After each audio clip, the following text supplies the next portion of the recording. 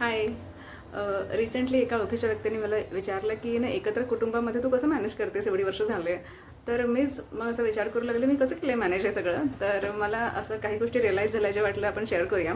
काय होतं, नवीन लग्न झालं तेव्हा नवीन माणसं, नवीन आवडीनिवडी, त्यात आपला परफेक्शनचा अट्टहास. म्हणजे आपल्याला त्या सगळ्या नात्यांसोबत परफेक्ट सून व्हायचं असतं, परफेक्ट बायको व्हायचं असतं, परफेक्ट काकी व्हायचं असतं, परफेक्ट आई व्हायचं असतं. तर ह्या सगळ्या गोष्टी करत असताना एवढी चिडचिड सगळ्यांवरती होऊ लागत होती. लाईक स्वतःवरती, माहेरच्यांवरती, घरातल्या इतर मंडळींवरती.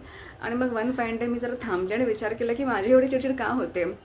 तर ह्या सगळ्याचं कारण मला एकच मिळालं की मी खूप परफेक्शनचा अट्टहास करते. म्हणजे मी कितीही प्रयत्न केला तरी 10पैकी 10 गोष्टी माझ्याने मॅनेज होणार नाही आहेत. तर त्यापैकी मला जर 6 किंवा 7 गोष्टी मॅनेज करता आल्या म्हणजेच मला पूर्ण मार्क्स मिळाले हे मी समजायला हवं आहे. काही गोष्टी ज्या हातातनं राहून गेल्या त्या इट्स ओके, राहू शकतात हे स्वतःला समजायला पाहिजे. आणि लेट गो केलं पाहिजे. म्हणजे प्रत्येक रोलमध्ये मी किती फिट आहे आणि मी किती परफेक्ट आहे याचा अट्टहास मी सोडून दिला पाहिजे. हे हे जेव्हा कळालं आणि त्यानुसार जेव्हा वागायला सुरुवात केली तेव्हा लाईफ खूप जास्त नॉर्मल झाली माझ्यासाठी आणि इतरांसाठी पण. मी इतरांना त्या दृष्टीने एक्सेप्ट करू लागले आणि इतर लोकही मला त्या दृष्टीने एक्सेप्ट करू लागली आणि मग गोष्टी हळूहळू स्थिरावल्या.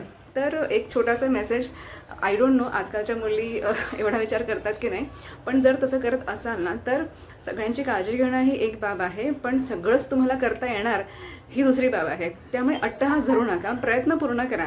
त्यापैकी तुमचं जसं मी म्हटलं की 6 to 7 मार्क्स किंवा 8 मार्क्स आले म्हणजे आपण खूप छान काम केलेलं आहे समजा आणि खुश राहा.